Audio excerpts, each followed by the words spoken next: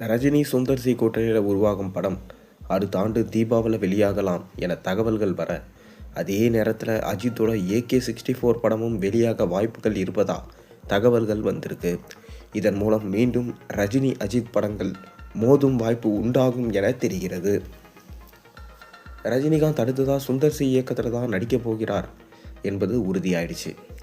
கிட்டத்தட்ட உறுதியான இந்த தகவல் அநேகமாக வரும் வாரத்தில் அதிகாரப்பூர்வமாக அறிவிக்கப்படும் என எதிர்பார்க்கப்படுது.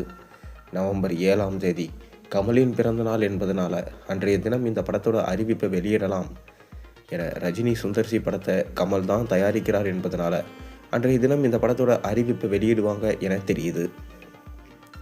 மேலும் அடுத்த ஆண்டு பிப்ரவரி மாதம் இந்த படத்தோட படப்பிடிப்பை துவங்கி தீபாவளி பண்டிகையை முன்னிட்டு இந்த படத்தை வெளியிடும் யோசனையில் படக்குழு இருக்கிறதா தகவல்கள் வந்தது.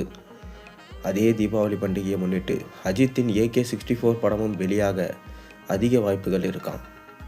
அஜித் குட் பேட் அக்லி படத்திற்கு பிறகு மீண்டும் ஆதிக் ரவிச்சந்திரனோட இயக்கத்தில் தான் AK-64 படத்தில் நடிக்கிறாரு.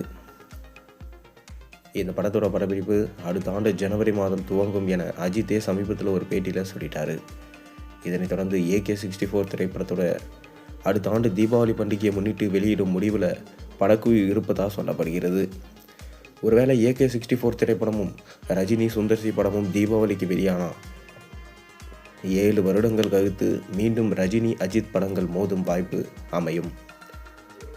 இதனால் கடைசியாக அஜித் நடித்த விஸ்வாசம் திரைப்படமும் ரஜினியோட பேட்ட திரைப்படமும் 2019ஆம் ஆண்டு பொங்கல் பண்டிகையில் வெளியானது. இரு படங்களும் வெற்றி படங்களாக அமைய அதன் பிறகு 7 வருடங்கள் கழித்து மீண்டும் ரஜினி அஜித் படங்கள் மோதும் வாய்ப்பு தற்போது அமைய உள்ளதா தெரியுது. ஆனால் இரு படங்களும் அடுத்த ஆண்டு தீபாவளிக்கு வெளியிட்டால் நன்றாக இருக்குமே என்று தான் யோசிக்கிறாங்க. இருப்பினும் இன்னும் எந்த ஒரு அதிகாரப்பூர்வமான அறிவிப்போ அல்லது உறுதியான தகவலோ இந்த படங்களின் ரிலீஸ் குறித்து இல்லை. ரஜினி சுந்தர் சி படத்தை ஜனவரி அல்லது பிப்ரவரி மாதத்தில் துவங்கிவிடலாம் என படக்குழு நினைத்திருக்கு. பொதுவாகவே சுந்தர் சி தன் படங்களை ஜெட் வேகத்தில் முடிச்சிடுவார். அந்த வகையில் ரஜினியை வைத்து அவர் இயக்கும் படத்தோட படப்பிடிப்பையும் 3 மாதத்துக்குள்ளே சுந்தர் சி முடித்து விடுவார் என தெரியுது.